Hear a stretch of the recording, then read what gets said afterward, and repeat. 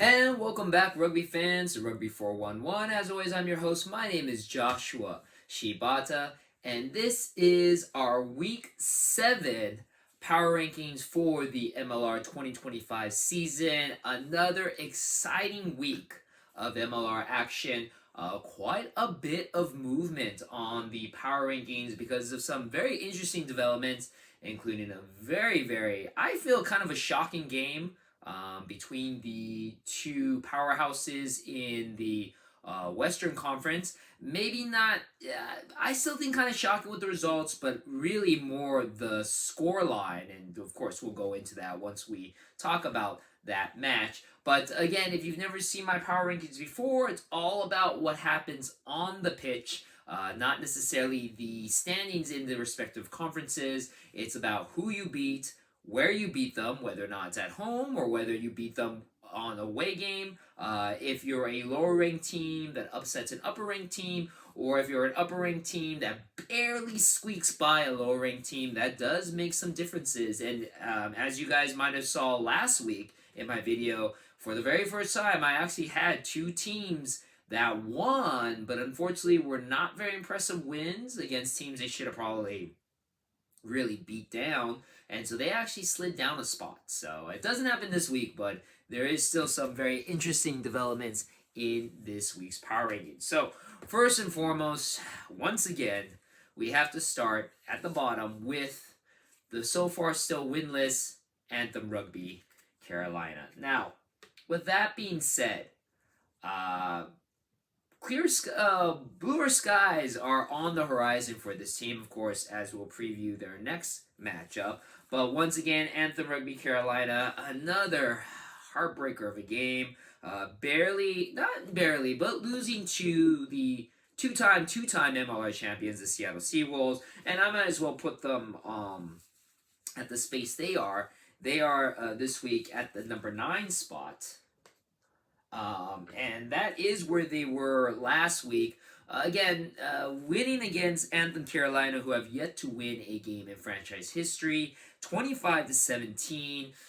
Barely squeaking by, does not warrant them a jump of any kind. Obviously, they won, so I'm not going to slide them down, but it wasn't an impressive win against a still winless team of Anthem, so I kept them where they were. Interesting note in this game, this is the very first time that a team, and I'm talking about Anthem, actually fielded a starting 15 of completely domestic players. That's right. There were no international players in the starting 15 for Anthem Rugby Carolina. Now, of course, a lot of people, being smart Alex on the internet, were stating, well, isn't that the point of Anthem Rugby Carolina? Which, if you aren't familiar, yes. Anthem Rugby Carolina is technically a developmental team. The goal is they are purposely rostering young players, primarily American-born or domestic players, to be on this team in the hopes of developing future Eagles players. And also, to be honest, basically creating a USA Eagles team that is competing regularly with each other. There are already quite a few capped Eagles members on this roster, so the familiarity of playing consistently in a competitive setting throughout the year kind of might benefit the team. It's kind of still an experiment, but yeah. But the point is that it is the very first time the Anthem has done it, so it should be commended. And hey, they actually almost beat, once again, the two-time MLR champions, the Seattle Seawolves, who arguably have not been necessarily really good this season at all. This is only going to be the second win in the 2025 campaign for Seattle. In the game, Seattle actually down to Anthem at the half. And it was close. In the end, it was 10-10 going into the second quarter. So Anthem kind of going toe-to-toe with Seattle. But once it got past the halftime into the second quarter, it pretty much became all Seattle. A brace by Devon Rousseau and a couple of yellow cards, unfortunately, for Anthem, which allowed Seattle to get the lead. And Seattle scores 4 tries in the second half, including another try by the very talented Malachi Easdale, former USA Sevens player, who really I feel should be starting in the lineup. But again, I'm no rugby coach, so I don't make the calls. But Malachi Isdale is definitely an impressive player, having a breakout season in his rookie season, moving from the sevens to the 15s. He's been phenomenal for Seattle. Again, the score line at the half was 10-10. 15 points unanswered by Seattle. Anthem does score a last-second try at the end of the game, but really doesn't make a difference. Interesting note, which Seattle fans may not be happy about, but might answer a lot. Seattle has the lowest kicking percentage off of the tee in the leagues, or I'm sorry, second lowest in the league, 63%. That might make a big difference in also answering why Seattle hasn't been very good. Last season, of course, Seattle had Mac Mason, who was the #1 point scorer in the entire league. Unfortunately, not on the roster. And I mean, Eddie Fouché has been doing he's been good, but he hasn't been great. And so again, it kind of and Rodney Iona from New Orleans has joined the squad in Seattle. He hasn't been great either, coming off the tee. Again, 63%, second lowest in the league. That might be a reason why those penalty points haven't been available, which Mac Mason has always consistently kicked. Which means again, if you're playing against Seattle, you kind of aren't as scared to commit penalties or be a little bit more physical because again, you're kind of willing to risk it. If you give a penalty up to Seattle and Seattle goes for the kick, you kind of think you're 50-50 they may not make it. While back in the day when they had Mac Mason, it was almost a guarantee. If you committed a penalty, Seattle will make you pay for it, and that kind of was Seattle's MO last season. And it's kind of feeling like it's missing for the Seattle team. But again, we've seen this before, and I kind of told you guys last video, if Seattle lost Anthem, which it was close, that's when I would have broken the glass and hit the panic button. Seattle does walk away with the win. It doesn't get any easier for Seattle coming up in the next couple of weeks because the Western Conference is very, very competitive. But we've seen this from Seattle before, where they're shaky at the beginning of the season, and it's the last 3 to 4 weeks of the season where they start to really come on and start to really catch on fire. And that's what it is in almost any sports, but particularly in rugby and Major League Rugby, it is a sport of attrition. It's really about what teams are close to 100%, or as close to 100% as you can get in rugby, near the playoff stretch rather than at the beginning of the season. So we'll see. It still is quite a bit of a season left. Number 10 is the Miami Sharks, who were on a bye. And unfortunately, I spilled a lot here. But with that being said, moving on to the number 8 spot. Suffering a loss on this one, and they've been on quite a bit of a losing streak. The NOLA Gold losing to the Chicago Hounds. They are at number 8. This would be the 5th game in a row that NOLA has lost. They haven't won since opening week. They lose to Chicago 18-20. Now, this was actually a pretty close game, which is why I don't move NOLA down any further than number 8.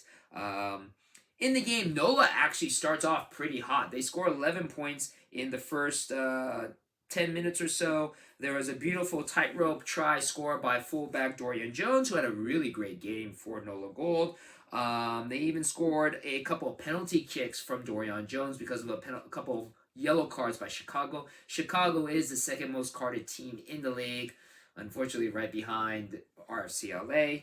And Chicago, though, was able to fire back in the second half, and even though NOLA was up, by the second half, Chicago scores 20 unanswered points to basically take away the game 20-18. NOLA does score a last-second try at the very end, which got them within 2 points of the game. But unfortunately, NOLA had a line-out that was called not straight, turned over the ball to Chicago, and that was it. So it was actually a very, very close game. NOLA could have won the game if they didn't commit that penalty at the very end.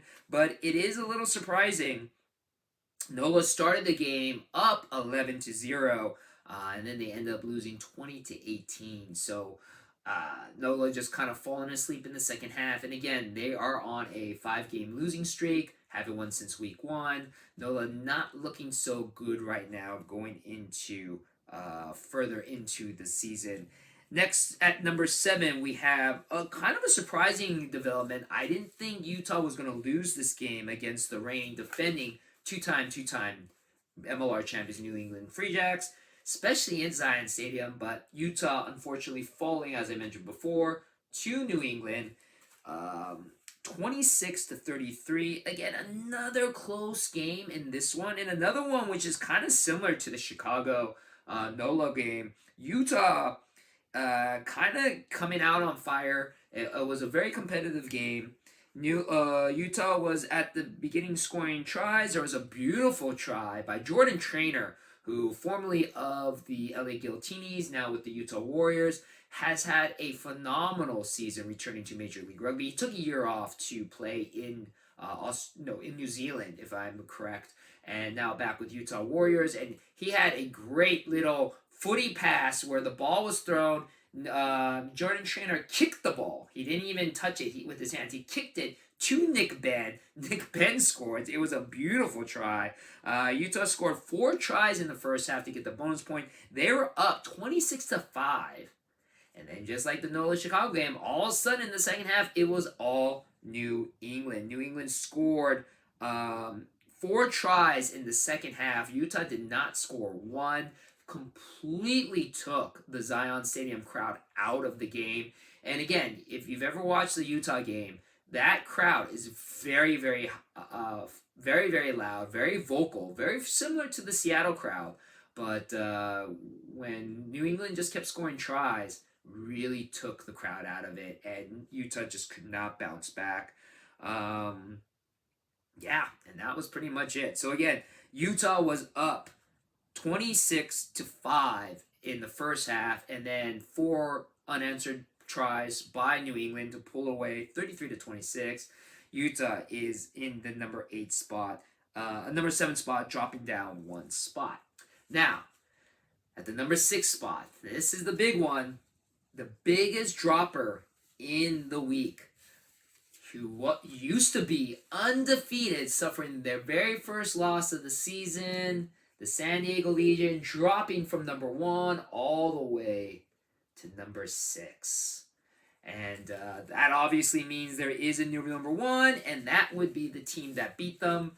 The Houston SaberCats moving from number 4 all the way to number 1. And the reason why it was such a dramatic drop, and the reason why Houston went all the way to number 1, it's because of the way that Houston won 34-14, the most lopsided game of the week. And just really, really surprising. San Diego has looked like a world beater. I mean, obviously, it's very, very hard to go undefeated in the season. So eventually San Diego is going to lose. But man, the way they lost to Houston. Granted, it was in Houston. Not an easy place to play as well. But I was not expecting these results. At the beginning, Houston got on the board because of a yellow card that turned into a penalty kick by David Coetzee, who had a great game.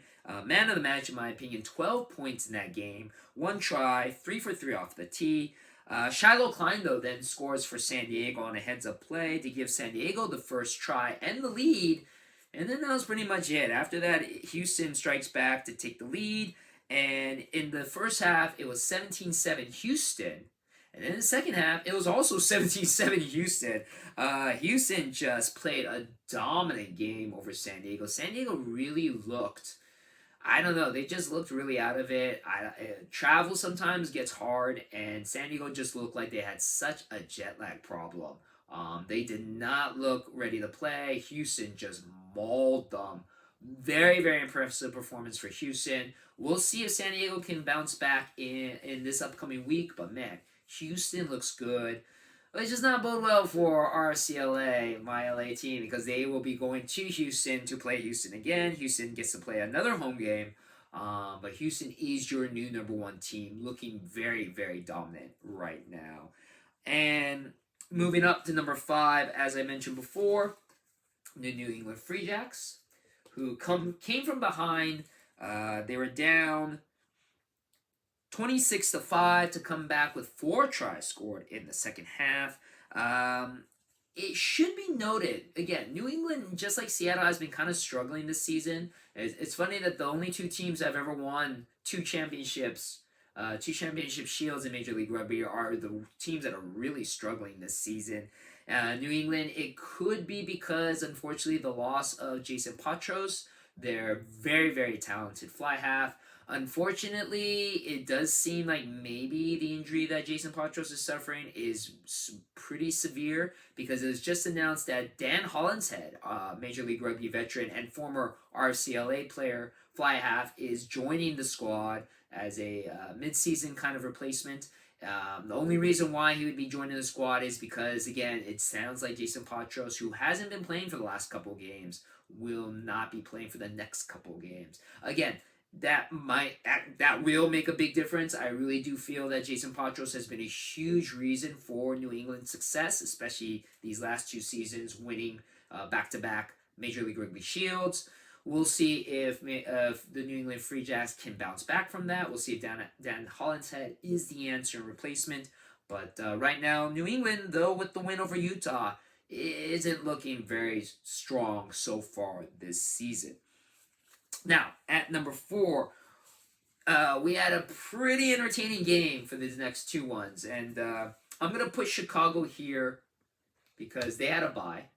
I'm sorry, they didn't have a bye, but Chicago beat Nola Gold pretty convincingly. Not impressively enough to get that number 1 spot. Houston had a much better performance, so they jumped Chicago. Chicago will be second, which, sorry Chicago fans, but I just feel Houston right now is looking like, world beater, especially beating a team like San Diego. Nola hasn't won a game since week 1. So again, the win over Chicago, which was only by 2 points. They could have lost that game, warned Chicago not to move up into the number 1 spot. Now, number 3 and 4, a very, very exciting game at Wallace Annenberg Stadium. Again, want to thank all the fans that came out. Another huge turnout.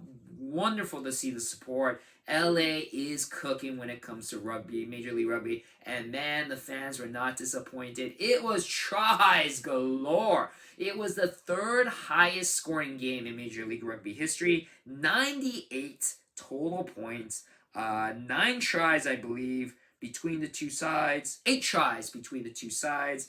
And boy, were there a lot of cards as well. So, unfortunately, LA suffering still with penalty problems and cards, but walked away with the win, 54-44. I have them bumping up to the number 3 spot. Old Glory DC dropping down to the number 4 spot. Let's go into the game. So the game, LA coming out on top, coming out guns blazing as they always do. Ed Timpson, who has been phenomenal young Australian addition to the team, scored a try. Billy Meeks then scored a try following that. Unfortunately, again, as I mentioned before, LA's giving up a lot of penalties. And like I said with Seattle, when you used to have the reliable boot of Mac Mason to score those penalty kicks, Old Glory has the very talented Jason Robertson, who has had a phenomenal season so far. He kicked over a couple of penalty kicks. And again, it's only 3 points, but those 3 points add up. And that really is what kept Old Glory in the game. Every mistake that RCLA made, Old Glory just kicked the ball. They didn't worry about scoring a try because it was just easy points behind the very reliable Jason Robertson. And again, the penalties did end for LA. LA got a yellow card. Despite having a yellow card, they were able to score a try from Ben Houston, but then moments later, a second yellow card because of a penalty try to Andrew Coe had LA down 2 players going into the second half. Despite that, LA only down 23-19 going into the second half. Unfortunately, with 2 men down, Old Glory opens up the second half with a try, of course, by the very talented and capped Eagle Jack Ascaro. RCLA, though, strikes back with the second try, a brace for Ed Timpson. And then once at full strength, Christian Dyer coming off of the bench scores a try. Very, very talented Christian Dyer. This is, I gotta mention, I'm gonna talk about this in my podcast. And if you don't know, I do a great podcast for RFCLA, the unofficial RFCLA podcast, Notes from the Clubhouse. I'll talk about this game in that episode, but it is great to see the depth that RFCLA has this season. During the second half, you had at one time coming off of the bench Jason Dom, Christian Dyer. You had Ben Strang, who is a talented young hooker, and then the return, finally the debut and return to Major League Rugby, the debut as an RCLA player, Reese McDonald, last year's back of the year, finally able to suit up. You have Reese McDonald, Jason Dom, Ben Strung coming off of the bench, and Christian Dyer all at one time. I mean, that's phenomenal. And Matt Heaton. Matt Heaton also came off of the bench. You literally have a starting lineup coming off of the bench. That just shows the amazing depth that RCLA has, which will probably make a huge difference in this season. And it made a big difference in this game with Old Glory. Again, because of having Christian Dyer off of the bench, Christian Dyer scored a try, and then even Reese McDonald got into it. He had this beautiful chip kick to Todd Smith that allowed Todd Smith to score the final try to get the game away from Old Glory and allowed RFCLA to score 54-44. Unfortunately, again, before that, the penalties were killing RFCLA. A penalty try given to Old Glory. We gave up 2 penalty tries to Old Glory. The second one was given to Gonzalo Bertrano, who then got a red card, unfortunately, because he already had 2 yellow cards. But then LA also got a penalty try of their own from Old Glory. So cards galore in this game. Not only were there a lot of tries, there were 3 yellow cards and a red card to LA, 3 yellow cards to Old Glory, 7 cards total. LA is the most carded team in the league right now. 3 red cards and 11 yellow cards. Despite that, still getting the win, still getting a pretty good win against a very tough and physical Old Glory team, but definitely something that LA needs to work on. Otherwise, again, as I mentioned before, the Western Conference, very, very tough. It doesn't look like it in my power rankings because of the 4 top teams, only 2 of them for the West. But man, if you look at the standings, you have Houston, LA, San Diego, Utah, all fighting for those top spots. Seattle, oddly enough, may be the team out of position. But again, we got still a long season, and Seattle does have that tendency to start to ramp up at the end of the season. So they can still be fighting for that last 4th playoff spot. And there's only 5 teams in the league, so only 1 team is going to be out. 4 teams are fighting for it. It's a very, very competitive Western Conference. So again, lots of movements in the power rankings this time. We got a new number 1. RFCLA, I think this is the highest that RFCLA has been in my power rankings since debuting this year. And then, just San Diego dropping as far as they did. We'll see if they bounce back next weekend, suffering their first loss of the season so far. Now, let's go to our SuperBru Pick Em results, and here we go. Congratulations to Sari, never know how to pronounce it correctly. You are our SuperBru winner. It was a tough week for everybody, but you had 6 points out of a possible 14.5. Barely squeaking by John Hawkins, who got second, 5.83. You were only 0.17 points behind, 17th points behind Sarai. So very, very close one, John Hawkins. Nobody got all of the teams correct this week. Then tied for 3rd, Julie EGW, USA League, and Union Fan. Congratulations, Coop. And Seawolves Jeep with 5.5 points. Unfortunately, Mr. Rugby, who actually was one of our Golden Cap winners, got the wooden spoon this week. Let's go to our overall rankings. And CrossFox is still on top with 36 points. Rugby Morning, John, is right behind him, 34.33 points. Nathan is third with 32 points, so just right behind Rugby Morning. And Tex moves up the spot, 30.83 points. And because of winning the Golden Cap, Sarai moves up 3 spots to fifth with 30.25. But again, just like it was last season and pretty much every season in our pick-up pool, it is very competitive at the top. Unfortunately, we got to look at the bottom 5.